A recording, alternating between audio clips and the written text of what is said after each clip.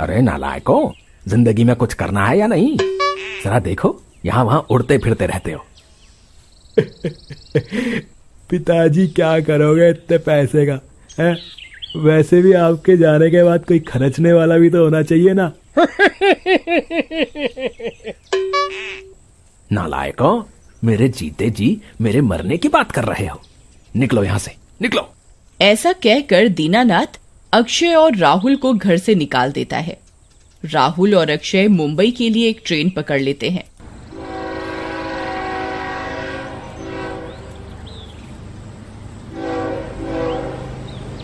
अरे यार, ये अपना बाप है या पाप? इसने तो एक बार भी हमें घर से निकालते समय नहीं सोचा कि इसके बच्चे कहाँ जाएंगे, क्या करेंगे। अरे भाई तू छोड़ ना, एक बार हीरो बन जाए तो फिर देखना, इस हिटलर को भी समझा देंगे कि हम क्या चीजें हैं।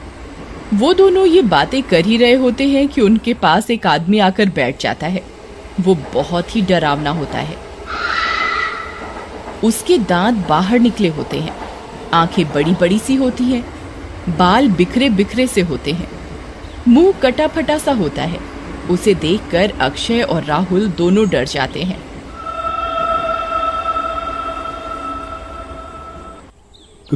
कौन हो तुम और यहाँ क्यों बैठ गए? मेरा नाम अमिताभ है। नाम तो अमिताभ है तुम्हारा, लेकिन तुम वीराना फिल्म के भूत लग रहे हो।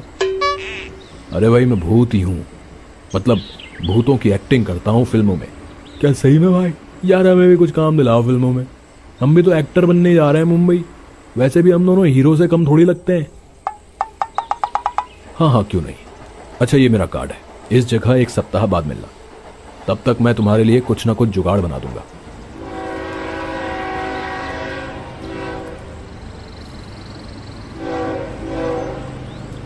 फिर राहुल और अक्षय कहीं होटल किराए पर ले लेते हैं और रात में अक्षय को नींद नहीं आ रही होती। वो राहुल को उठाता है। यार राहुल उठना, यार मुझे वो ट्रेन वाला बंदा ऐसा लगा जैसे हमारे कमरे में हो। क्या अक्षय तू भी ना यार, माना कि वो अमिताभ देखने में डरावना था, लेकिन भूत थोड़ी था। और वैसे भी ये होटल है, यहाँ भूत वूत नहीं आते। सो जा, थक गया है तू। उसके बाद राहुल दोबारा सोने लगता है, लेकिन अक्षय को नींद नहीं आती।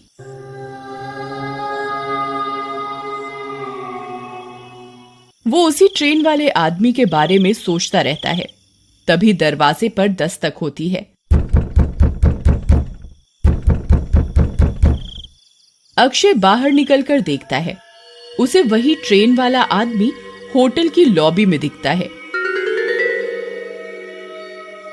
लेकिन जैसे अक्षय उसकी तरफ बढ़ता है, वो गायब हो जाता है।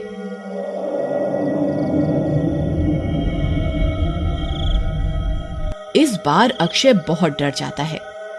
हो ना हो ये वही ट्रेन वाला अमिताभ ही है, कुछ ना कुछ चक्कर तो जरूर है। फिर सुबह वो राहुल को सारी बात बताता है।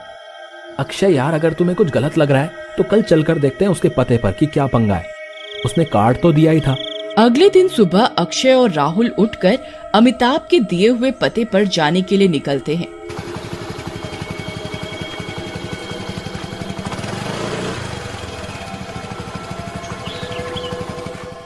वो एक ऑटो वाले को बुलाते हैं और उसे कार्ड दिखाते हैं। अरे भैया तुम्हें ये जगह पता भी है या नहीं? सुबह से शाम हो गई, अभी तक तो हम पहुंचे नहीं। अरे साहब, जब आपका बंदा ही शहर के बाहर रहता हो तो हम क्या करें?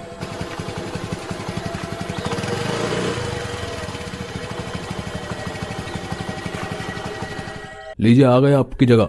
हमें क्या बेवकूफ समझा है? यहाँ तो कोई कब्रिस्तान है और आसपास कुछ घर हैं बस। हाँ तो साहब, आपके कार्ड पर भी तो यही पता लिखा है। चलो अब हमारे पैसे दो, हम वापस जा रहे। आप देख लो, इन्हीं घरों में से कोई एक घर होगा आपके सांप का, जिन्हें आप ढूंढ रहे हो। उसके बाद ऑटो वाला वहां से चला जाता है।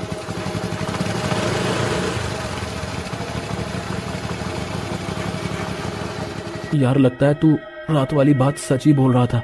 ये तो कब्रिस्तान के पास की जगह है और आसपास भी कोई नहीं है।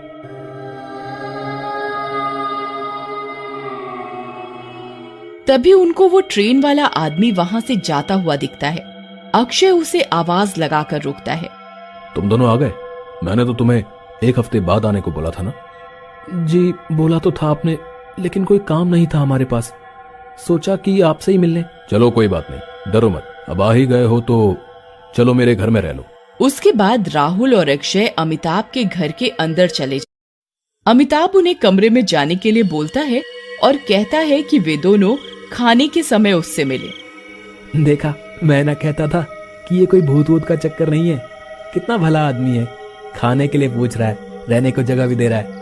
राहुल, बात तो तुम ठीक कर रहे हो, लेकिन मेरा मन अभी भी मान नहीं रहा है भाई। कुछ ना कुछ गड़बड़ तो है। चलो खाना खा के देखेंगे। सभी खाने की टेबल पर मिलते हैं। जैसे ही राहुल और अक्षय टेबल पर बैठते हैं, वही ऑटो वाला उनको खाना सर्व करने आता है। तुम तो वही ऑटो वाले हो ना? लेकिन ऑटो वाला कोई जवाब नहीं देता और वहां से चला जाता है।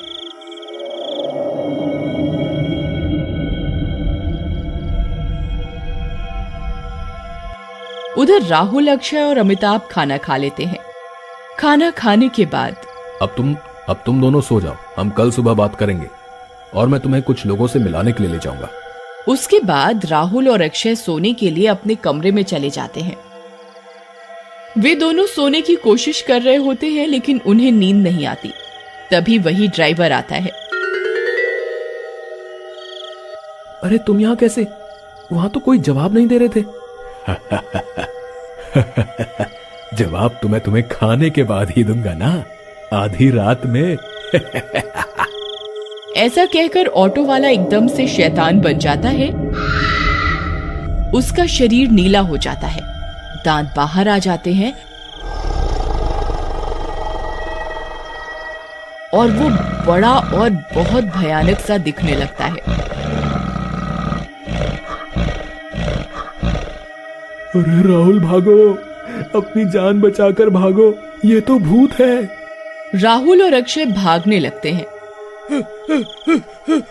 अरे मर गया रे। उनके पीछे पीछे ऑटो वाला शैतान भी भागने लगता है। तभी उन्हें अमिताभ दिखता है। अरे भाई अक्षय, हम तो गए काम से, आज तो चारों तरफ से शैतान ही आ रहे हैं। भागो, अपनी जान बचाओ। रुको, मेरी बात सुनो, तुम दोनों उधर से मत जाओ, तुम्हारी जान को खतरा है उस तरफ से। लेकिन अमिताभ जी, तुम कौन हो जो हमारी मदद करना चाह रहे हो? देखने में तो तुम इस भूत से भी भयानक हो। तभी अमिताभ वहीं आ जाता है। मैं इस घर का मालिक हूँ और इस घर के सामने एक बार एक्सीडेंट हो गया था, उसमें इस ऑटो वाले की जान चली गई। तब से ये भूत बन के लोगों को मारता है और मेरे घर का इस्तेमाल करता है, और इसीलिए इसने मेरी जान को बख्श रखा है, नहीं तो अब तक मुझे भी मार देता। लेकिन इससे छुटकारा पाने का कोई उपाय तो होगा? हाँ है, मैं एक तांत्रिक से एक भाला लाया था। उस तांत्रिक के अनुसार यदि वो भाला सीधे इसके माथे के बीच में लगे तो ये मर सकता है। वे तीनों बात कर रहे होते हैं कि तभी वहां वो ऑटो वाला शैतान आ जाता है।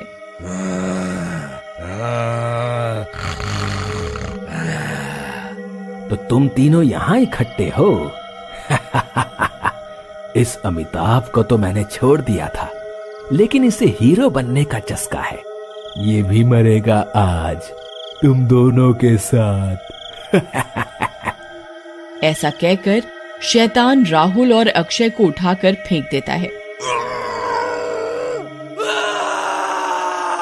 तभी राहुल और अक्षय गिर जाते हैं। अरे मैं मर गया रे, इसने तो मुझे पटक दिया, हाय मेरी कमर।